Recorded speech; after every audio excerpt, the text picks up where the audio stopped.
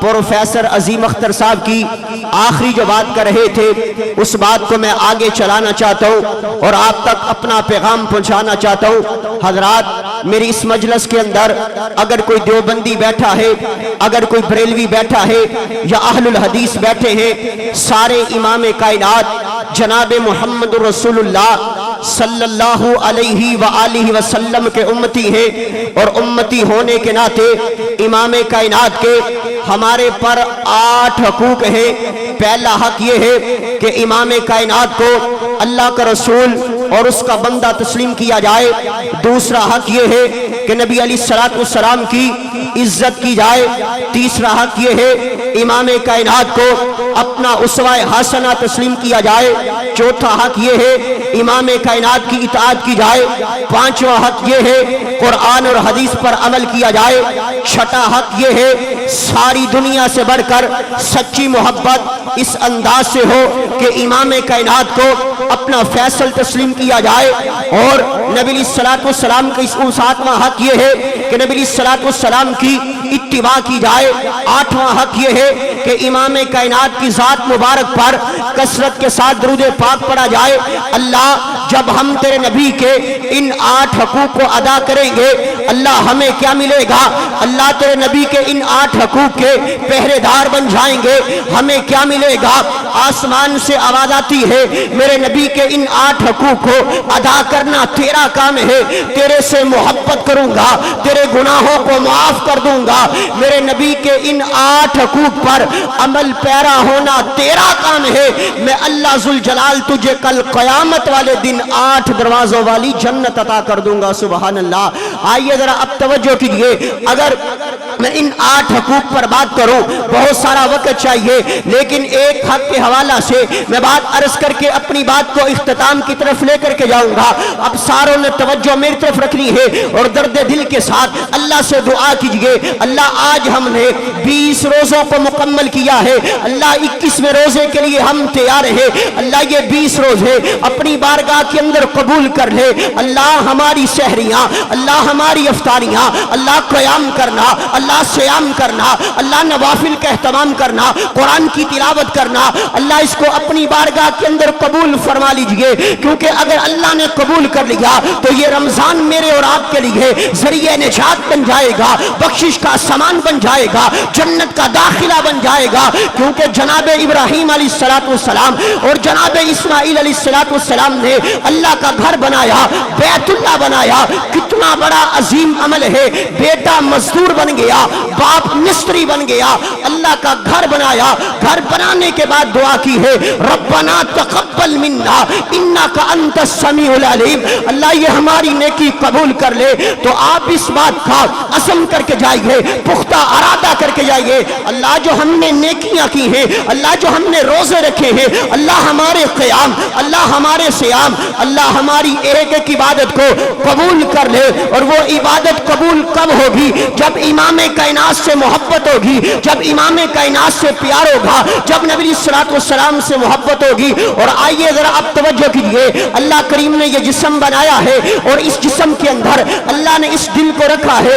یہ دل کسی نہ کسی کی محبت کے اندر ضرور دھڑکتا ہے۔ کوئی محبت کرتا ہے اپنی اولاد کے ساتھ، کوئی محبت کرتا ہے اپنے عزیز و اقارب کے ساتھ، کوئی محبت کرتا ہے اپنے رشتہ داروں کے ساتھ، کوئی محبت کرتا ہے اپنے بہن بھائیوں کے ساتھ، کوئی محبت کرتا ہے کسی خطیب کے ساتھ، کسی ادیب کے ساتھ، کسی مقرر کے ساتھ، کسی علامہ کے ساتھ، کسی فہامہ کے ساتھ۔ لیکن یاد رکھیے گا، جس کے دل میں امام کائنات جناب محمد رسول اللہ صلی اللہ علیہ وآلہ وسلم کی محبت نہ ہوئی، آپ کا پیار نہ ہوا، وہ دل آج بھی ناکام ہے، وہ دل کل بھی ناکام ہے، وہ دل قیامت تک ناکام رہے گا۔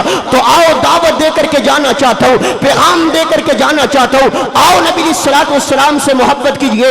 اور اگر چاہتے ہو آپ کی محبت قابل قبول ہو جائے، اگر چاہتے ہو صحیح معنوں میں محب رسول بن جاؤ، اگر چاہتے ہو میرے اور آپ کے روزے قبول ہو جائیں، اگر آپ چاہتے ہو میرا اور آپ کا قیام قبول قبول ہو جائے تو آئیے 4 اصول بیان کرنا چاہتا ہوں اور اپنی بات کو ختم کرنا چاہتا ہوں. آئیے ذرا توجہ کیجئے. اگر امام کائنات کی ذات کے ساتھ محبت ہے، آپ کی بات کے ساتھ محبت کریں، آپ کی بات کے ساتھ محبت ہے، آپ کی صورت کے ساتھ محبت کریں، آپ کی صورت کے ساتھ محبت ہے، آپ کی سیرت کے ساتھ پیار کریں، نبی پاک کی ان 4 چیزوں کے ساتھ محبت پیار کرنا تیرا اور میرا کام ہے. اللہ مجھے اور آپ کو اس جہان میں بھی کامیاب کر دے گا اور معاشر کے میدان میں بھی کامیاب کر دے گا انشاءاللہ. سب سے پہلے امام کائنات کی صورت کے ساتھ محبت کیجئے. کون سی صورت؟ جس صورت کے بارے میں حضرت حسان نے کمال درجے کی بات کی.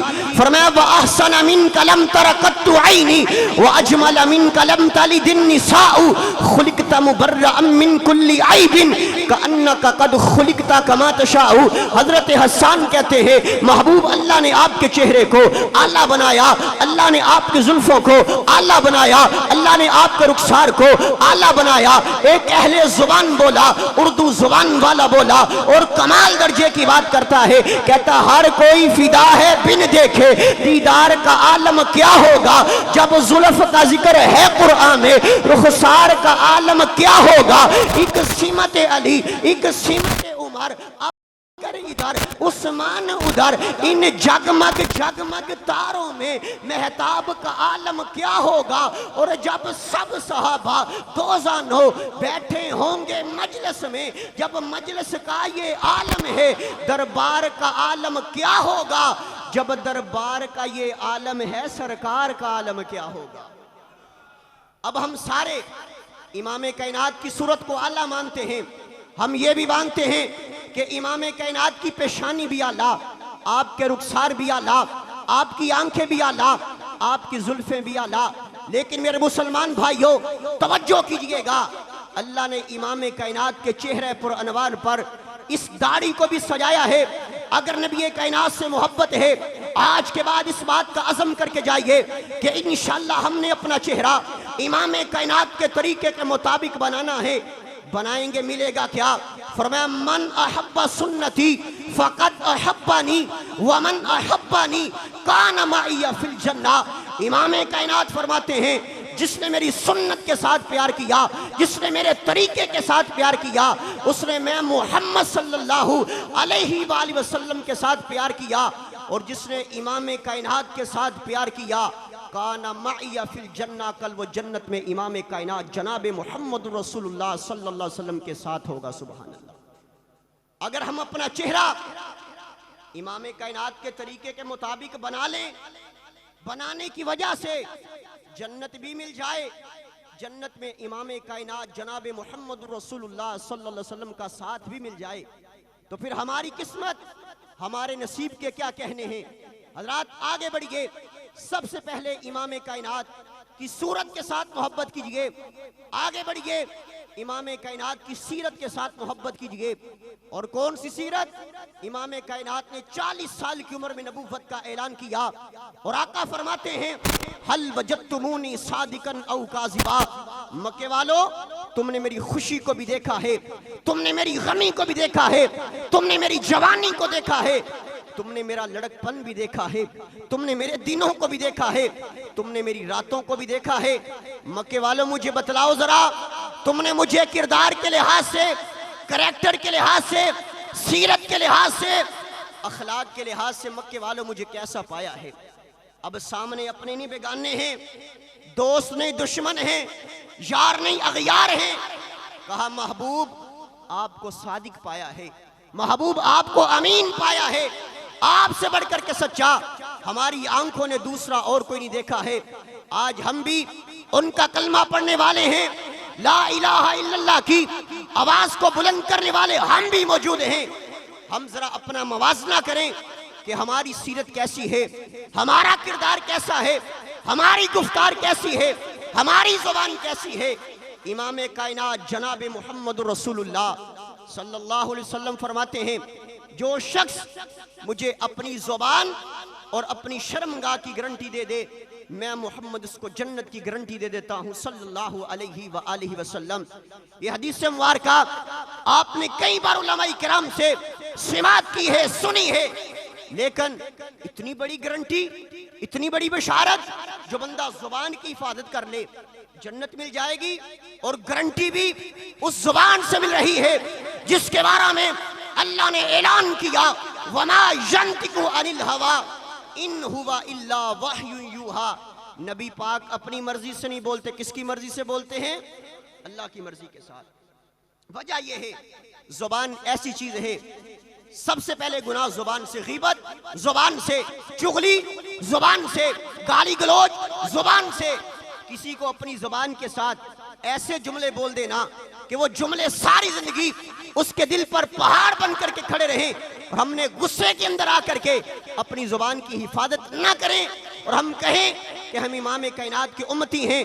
آج کے بعد اس بات کا عزم کر کے جائیں کہ انشاءاللہ ہم نے اپنی زبان کی حفاظت کرنی ہے انشاءاللہ۔ ہمارے معاشرے کے اندر ایک برائی ایسی ہے جس کا تعلق زبان کے ساتھ ہے، اس کو ہم گناہ نہیں سمجھتے، اس کو ہم غلطی نہیں سمجھتے۔ ہمارے معاشرے کے اندر عام ہے گالی گلوچ۔ پوچھئے علماء کی صف موجود ہے، علماء کرام میرے سے علم میں بڑے، عمل میں بڑے، قابل عزت ماشاءاللہ موجود ہے۔ پوچھئے، صحیح مسلم کی حدیث ہے گالی دینا فسق ہے، اور اللہ کا قرآن کہتا ہے لعنت اللہ علی الفاسقین، اور فاسقین پر اللہ رب العالمین کی لعنت ہے۔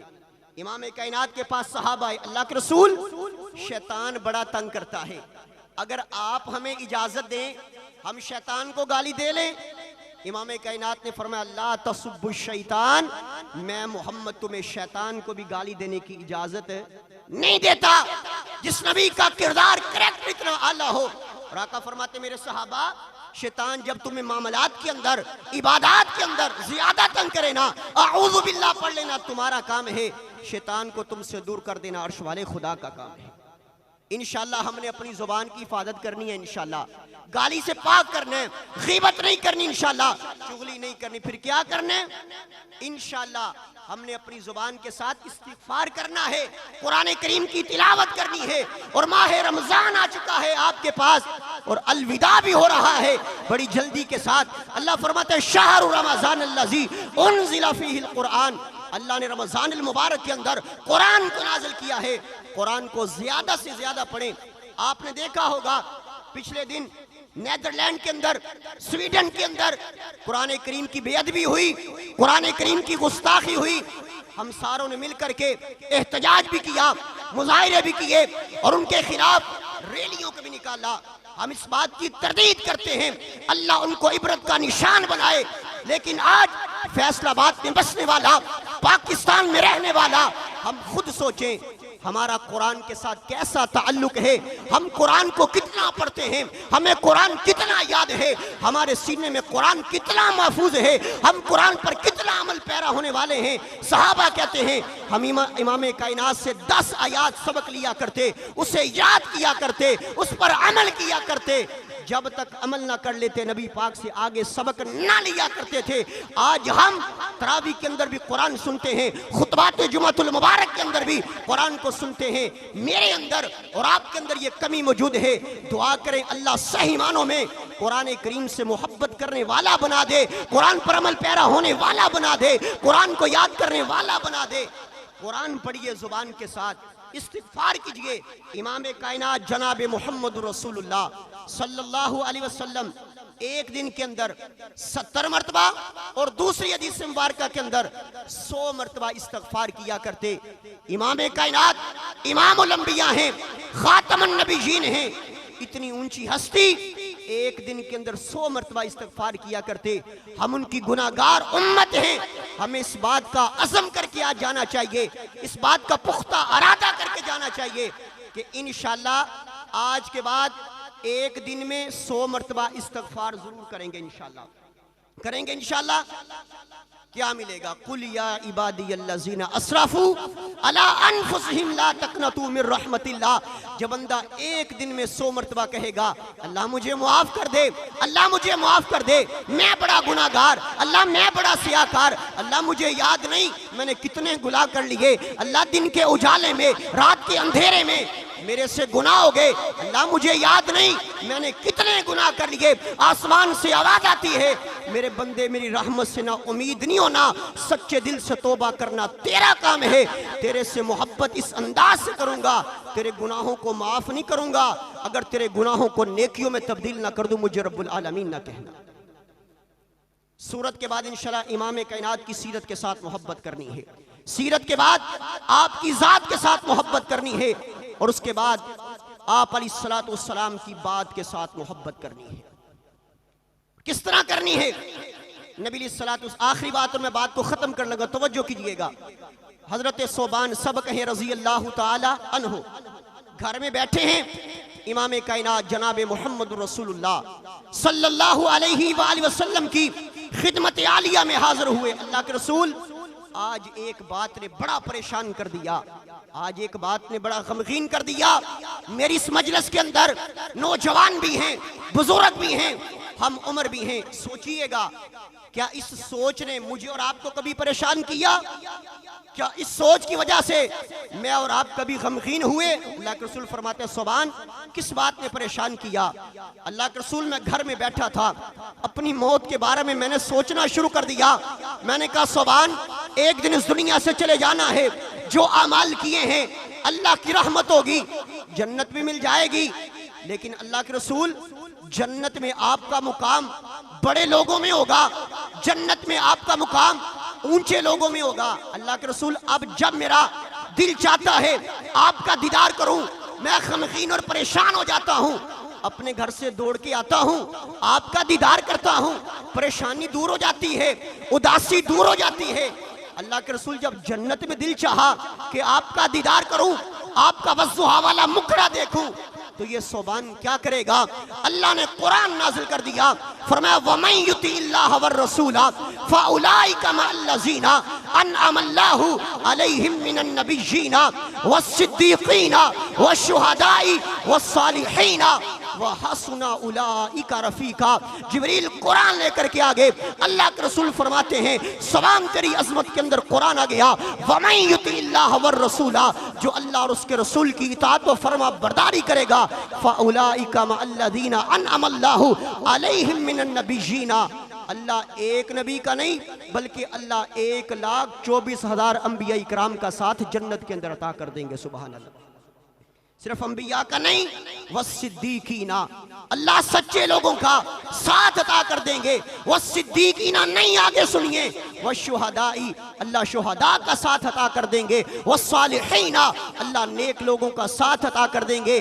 یہ قرآن کریم قیامت تک رہنے والی کتاب ہے۔ اگر آج بھی ہم میں سے کوئی اس بات کا عزم کرے کہ ہم نے امام کائنات کی بات کو ماننا ہے، انشاءاللہ اللہ کل قیامت والے دن جنت بھی عطا کریں گے، اور جنت کے اندر یہ 4 ساتھ بھی عطا کریں گے انشاءاللہ۔ حدیث کا ترجمہ سنے اور بات ختم۔ صحیح البخاری کے اندر حدیث مبارکہ موجود ہے، جو خطبے کے اندر میں نے حدیث مبارکہ پڑھی ہے۔ فرمایا کل امتی یدخلون الجنت الا من ابا۔ یہ حدیث مبارکہ بیان کرنے سے پہلے میں اکثر کہا کرتا ہوں، یہ ایسی حدیث مبارکہ ہے جو فرقہ واریت کو ختم کرنے کے لیے آئی ہے، کیونکہ آج ہر بندہ کہتا ہے میں جنت میں جاؤں گا۔ آؤ پوچھئے، اس زبان سے پوچھئے اور اس ہستی سے پوچھتے ہیں جن پر اللہ نے دین کو مکمل کر دیا، الیوم اکملت لکم دینکم واتممت علیکم نعمتی ورضیت لکم الاسلام دینا۔ آئیے ان سے پوچھئے۔ آقا فرماتے ہیں کل امتی یدخلون الجنت، میری ساری کی ساری امت جنت کے اندر جائے گی۔ آگے آقا نے اعلان کیا الا من ابا، لیکن جس بندے نے جنت میں جانے سے خود انکار کر دیا۔